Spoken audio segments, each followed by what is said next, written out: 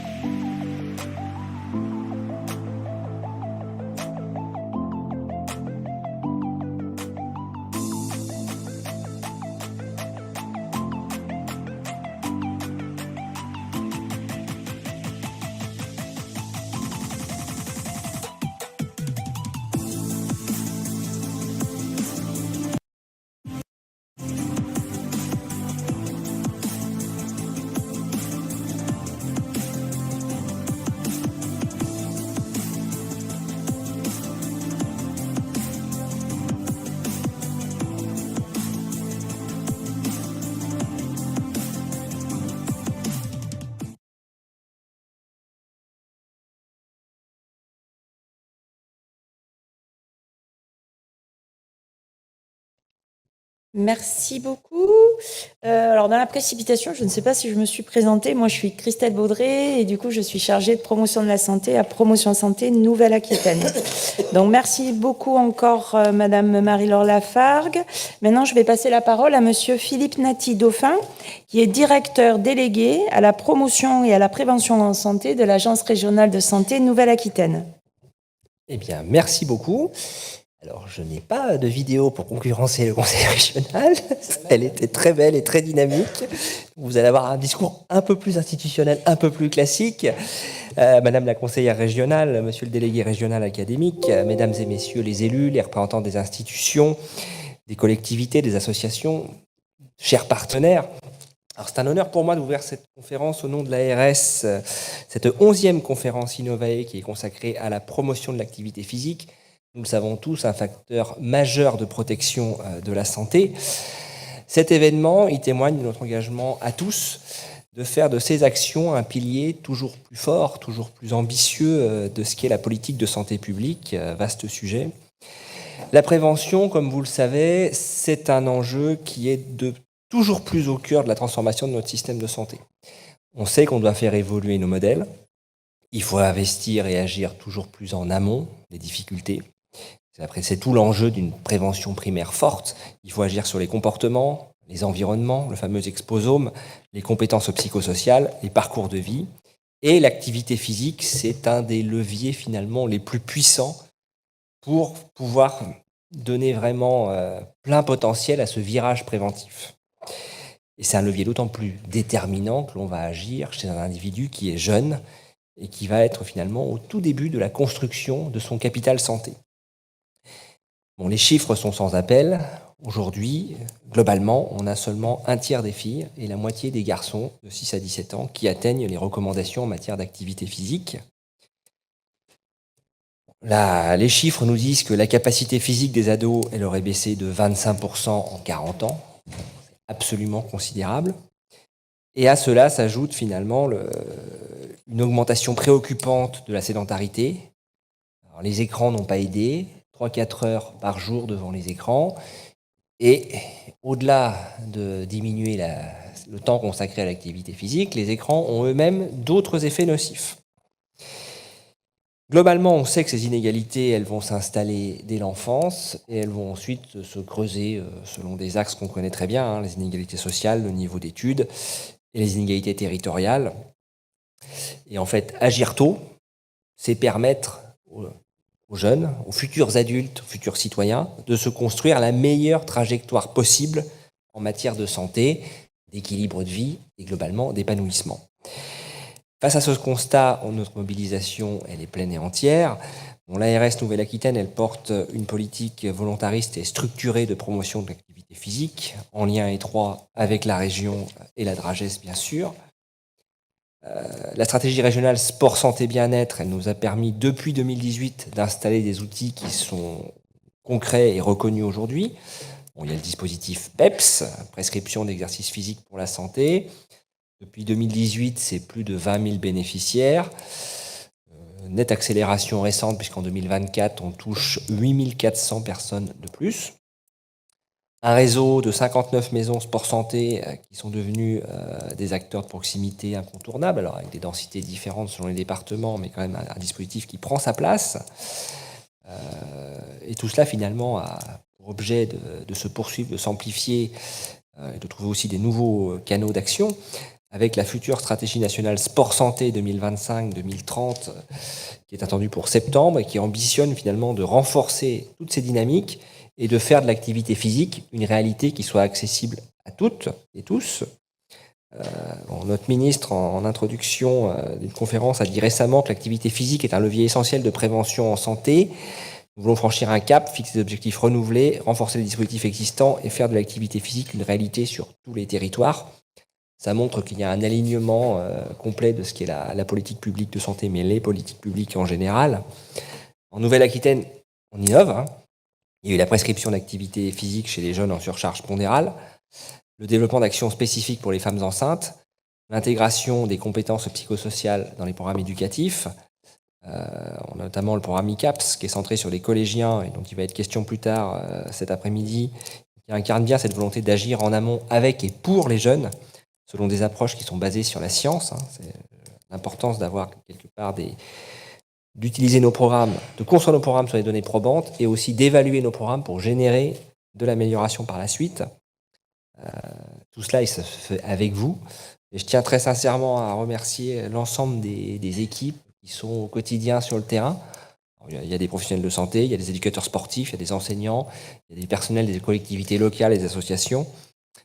C'est grâce à l'engagement de tout le monde, à l'ancrage local, au fait que tout le monde se parle et puisse agir en synergie, que ces stratégies elles se transforment en actions et que les ambitions collectives deviennent des résultats. Écoutez, je vous souhaite une bonne conférence, riche en échanges, des retours d'expérience, de l'inspiration partagée, parce que finalement, entre personnes engagées, on a beaucoup à se dire et beaucoup à créer. Et enfin, ensemble, on poursuit notre objectif commun, faire de l'activité physique une évidence pour tous les néo-aquitains, une évidence accessible et même une habitude de vie. Je vous remercie. Merci. Merci beaucoup. On a le plaisir d'accueillir Monsieur Mathias Lamarque, donc délégué régional à la jeunesse, à l'engagement et au sport en Nouvelle-Aquitaine, donc la DRAGES. Je vous passe la parole. Merci beaucoup, Madame la conseillère régionale, Monsieur le vice-président, cher Philippe, désolé, mais je le fréquente beaucoup, Philippe Lafrique, effectivement, que j'ai le plaisir de voir au milieu de l'écran, Monsieur le directeur délégué, Mesdames, Messieurs, avec peut-être une attention particulière pour des membres éminents du mouvement sportif que je reconnais ici. En 2024, jusqu'en 2024 plutôt, on se disait, on va avoir les Jeux Olympiques, on va voir ce qu'on va voir, la France va devenir une nation sportive. Alors, on a eu les Jeux, ça s'est très bien passé. On a eu des résultats fabuleux. Le public s'est mobilisé. Malheureusement, le mur de sédentarité qui est devant nous, il est toujours là. Et on doit, je pense, le mesurer avec tout le risque qu'il entraîne. C'est-à-dire qu'on a une population, notamment les plus jeunes, qui est de moins en moins active et qui s'éloigne de plus en plus d'une pratique physique. Alors, face à ça, et depuis quelques années, dans le cadre du schéma régional sport, santé, bien-être, depuis 2018, les administrations de l'État, la région, les collectivités se sont mobilisées pour qu'on puisse effectivement apporter ces réponses-là. Et vous l'avez dit, monsieur le directeur, amener à ce que naturellement les comportements changent. Et je crois qu'il y a un enjeu majeur à faire changer les comportements, sinon ça aura un coût humain, un coût social, un coût sanitaire, et on va devoir après réparer quelque chose qu'on peut peut-être essayer d'éviter. Donc, je remercie la région d'être à l'initiative de cet échange parce que ça permet aussi aux éminents acteurs du sport santé de pouvoir confronter leurs pratiques, leurs points de vue d'une manière qui amène à ce que on aille satisfaire vraiment les besoins de la population. Alors, satisfaire les besoins de la population, ça passe par le grand public. Travail qui est mené dans le champ scolaire, dans le champ universitaire et dans le champ scolaire, effectivement, 2 heures de sport en plus au collège, la généralisation de 30 minutes d'activité physique quotidienne, le travail que porte la région sur son dispositif Tu bouges, t'es bien, qui est un dispositif, effectivement, qui vient s'inscrire dans cette démarche-là. Le mouvement sportif, qui accueille tout le monde et qui doit être conforté encore dans l'idée d'accueillir tout le monde et qui accueille.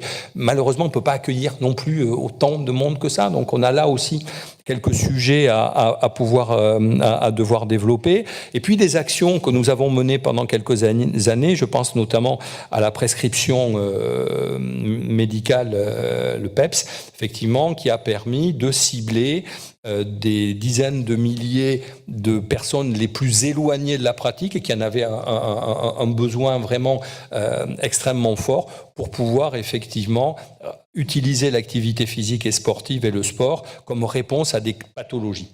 Voilà, on a bien ces deux approches et je crois maintenant qu'on va devoir changer de braquet pour justement amener à ce que naturellement Mais je suis sûr que nous, tous autant qu'on est ici, on n'est pas dans le cœur de cible, en fait. Voilà.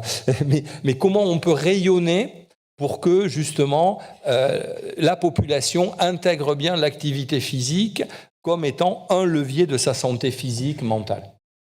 Et pour ce faire, effectivement, on va travailler sur ce schéma 2024 et après le schéma régional sport, santé, bien-être. Et on va, en tout cas, c'est la volonté que partage l'ARS, le rectorat, la région, pour qu'on puisse effectivement avancer sur ces approches. Nous avons des milliers de structures partenaires.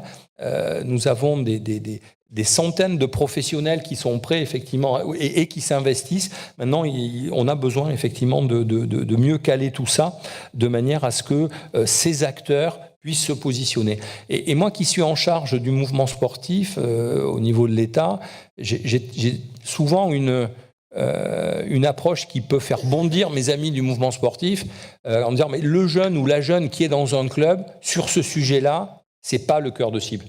Le cœur de cible, ce sont les jeunes femmes, les jeunes hommes, surtout, ceux qui sont en situation pathologique lourde, effectivement, et qui n'ont pas accès à cette pratique. Et la question, c'est comment on peut répondre aux belles initiatives que portent les différents acteurs, comment on peut les susciter pour pouvoir avancer. Et je remercie la région, comme l'a fait mon voisin, d'avoir engagé effectivement ce temps d'échange qui doit nous permettre effectivement de mieux partager les éléments.